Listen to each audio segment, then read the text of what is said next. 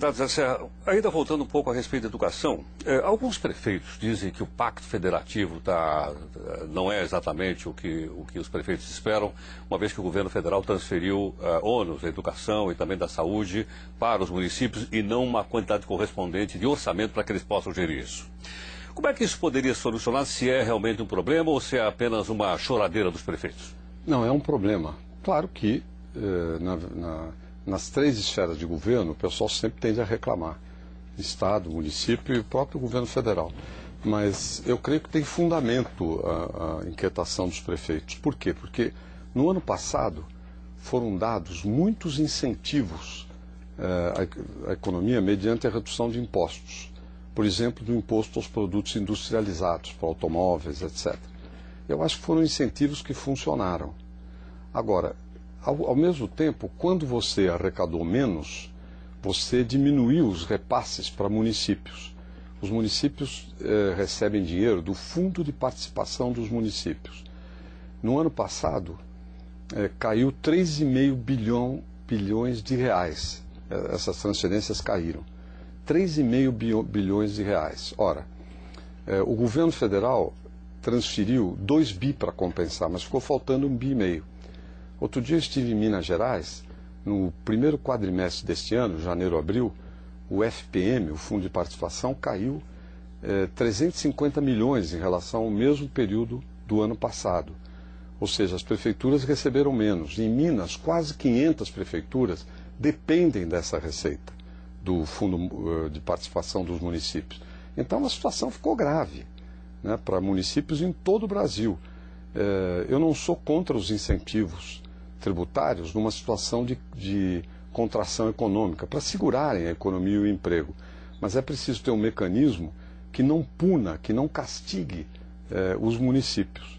Nesse sentido, eles têm razão. Agora, tem um São eles que pagam quando há, por exemplo, a suspensão de IPI ou de ICMS? Claro, porque 22,5%, 23%, uma fatia importante desse imposto vai para o fundo dos municípios, entendeu? Então aí eles perdem receita. Agora, por outro lado, na Constituição, no artigo 23, diz que devia ter uma lei disciplinando, estabelecendo a divisão de trabalho entre o governo federal, os governos estaduais e os municípios. Devia ter aí uma divisão de trabalho. Mas essa lei nunca foi feita. Eu, inclusive, na Constituinte, creio, fui o autor dessa lei. Para disciplinar, para não ficar jogando um em cima do outro as responsabilidades. E eu creio que, quando eles falam de princípio federativo, é isso, é receita, mas é também distribuição de funções, para ficar a coisa bem mais clara, entende? Eu acho que precisa isso, e isso é o núcleo, a essência de um tipo de acordo dentro da nossa federação, que é composta por estados, municípios e governo federal. Candidato José Serra, conosco está também o jornalista Sérgio Abrantes, para fazer uma pergunta. Sérgio, bom dia, Sérgio. Bom dia, governador. Bom dia, Sérgio.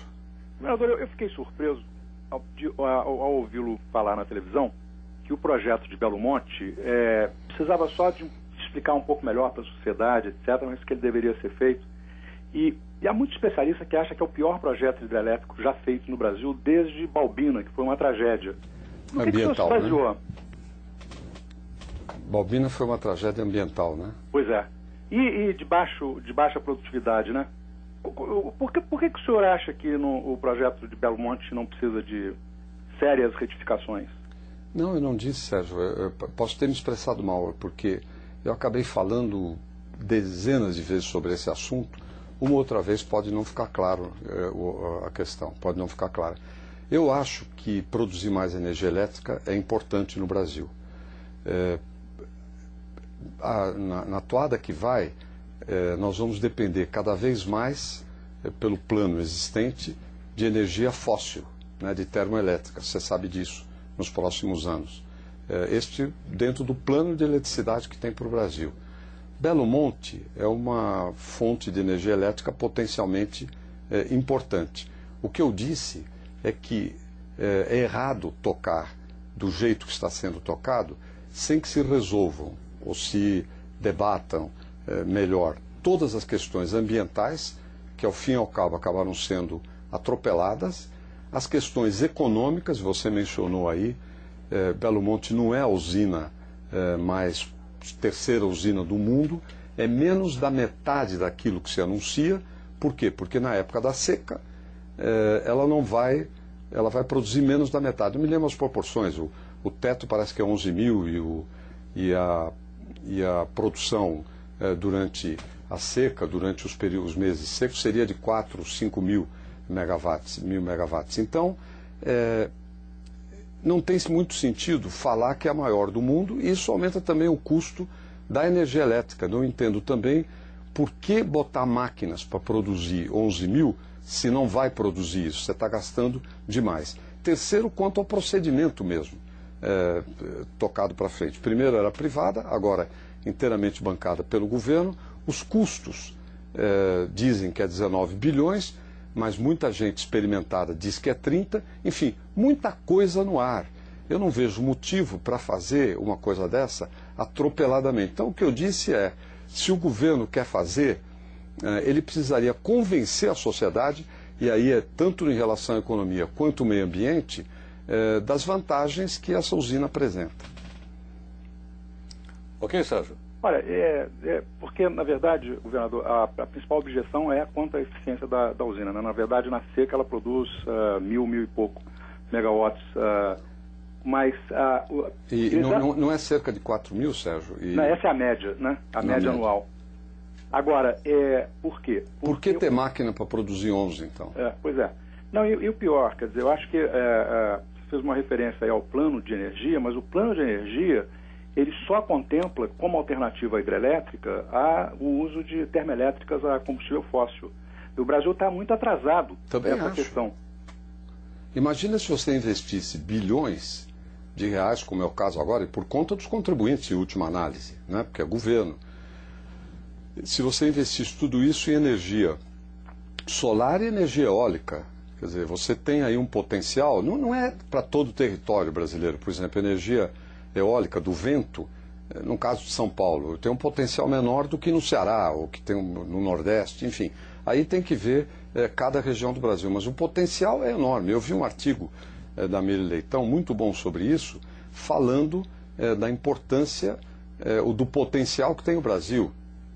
No caso também, para dar um exemplo, no caso da cana-de-açúcar, de você produzir energia com bagaço, né, que no fundo tem elementos aí de compensação com relação ao efeito estufa. O potencial ainda é muito grande nessa área. Eu me pergunto o que aconteceria se você investisse muito mais nisso. Quer dizer, tem opções de energia alternativa, não poluente, não devastadora do meio ambiente, que não estão sendo exploradas no Brasil de acordo com todo o seu potencial, não tenho dúvida disso. E acho que o próximo governo tem que dar uma importância a isso imensa. Ok. Obrigado, Sérgio, pela participação. Obrigado. Candidato Sérgio, já que nós estamos falando aí em energia, desenvolver a Petrosal para a exploração do chamado petróleo de grande profundidade no país é realmente a melhor saída para a questão energética brasileira no que diz respeito a combustível fóssil? Diz aqui, várias perguntas mandadas aqui por nossos ouvintes. Você tem um grande potencial nessa área e mudou-se o modelo de constituir uma empresa. Né? Eu creio que podia ter ficado a Petrobras mesmo, a Agência Nacional de Petróleo, talvez não fosse necessária essa estatal, que o governo apresenta como algo enxuto, que não vai inchar mais as coisas, que vai ser eficiente e tudo mais. Mas eu tenho dúvidas a esse respeito. Mesmo mudando o modelo, como o governo quer mudar, não seria obrigatoriamente necessário você criar uma nova empresa, dadas as empresas disponíveis existentes, ou órgãos, como a empresa Petrobras, o órgão Agência Nacional de Petróleo. E com qual modelo o senhor ficaria? Concessão ou partilha? Com o quê? Concessão ou partilha desse petróleo? Eu acho que já mudou o modelo, vamos ver se dá certo e fazer força para dar certo. Sem